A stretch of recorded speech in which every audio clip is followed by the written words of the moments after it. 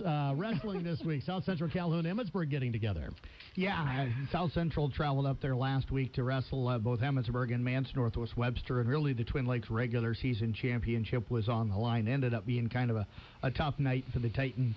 They would end up falling in both of those matches, so they're looking at third, maybe a fourth place finish in the conference right now. So a disappointing night for them with the great season that they have had so far. Them and ESAC wrestled up at the Twin Lakes Conference meet. They held that at BV over the weekend, which would have been really cool to be able to get to that one, but stayed here in town for the Kemper Dual tournament instead. But really neat tournament, really neat kind of a situation up there. Saw some pictures from it that would have been really cool.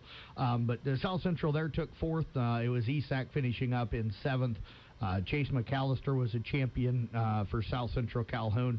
His little brother, Blake McAllister, finished up in second place.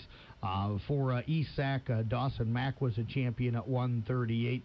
Garrett Bruce and Kip Corbin were both runner-ups. So, pretty good day. I think South Central, if they were them, probably finishing fourth was a little. I figured they would take home at least third, if not second there. So, I was a little surprised to see they finished fourth. Wrestling a little different. We're getting down to the end of the season here. We are pretty quickly. Yeah. So what is it, 2 weeks or so? Sectionals come up on February the 2nd, and then it'll be the district week the following weekend on the 9th. So, yeah, it's going to be wrapping up here really, really soon. Anything else in wrestling that you want to mention? I know Coon Rapids Bear was in a triangular last night. Yeah, they were in a quad last night. Went over to Woodbine with Woodbine, West Harrison, and Audubon. Audubon came out of there as the victorious team along with Woodbine. Kind of an interesting night. There wasn't a lot of matches wrestled, a lot of double forfeits. None of those teams very full of wrestlers. Audubon, though, is so talented, especially through the kind of the middle up into the heavier weight division. Trace McHugh and Luke Mazinski, Dylan Obermeyer have been dominant for them all season long and dominated again last night. And Wesley Borkowski at 145 has really started to come on strong for them. He's wrestling really, really well. For Coon Rapids Bear, just a lack of numbers again, but Peyton Clipperton at 126 has been really good for them.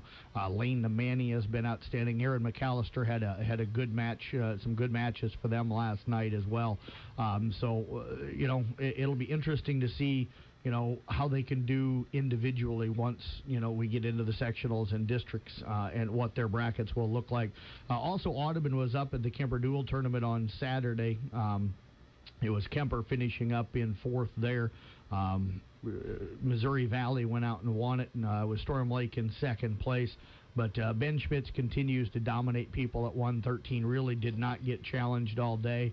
Shea Parkus has had a great year for them. And Zach Daniel is really wrestling very, very well. Had a really nice comeback win in one of his matches on Saturday. So those guys have really kind of stood out for me here over the last couple of weeks. And then for Carroll, they went to the Perry Invite on Saturday. Had a pretty good day. They're similar to Audubon in a way that their strength really is kind of the middle through the heavier weight area, especially kind of in the middle. Carter Drake at 120, I know that's a lighter weight, has really come on for them and is wrestling really well right now.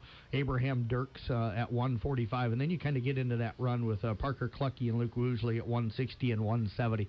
Have really kind of been outstanding for those guys the last couple of weeks.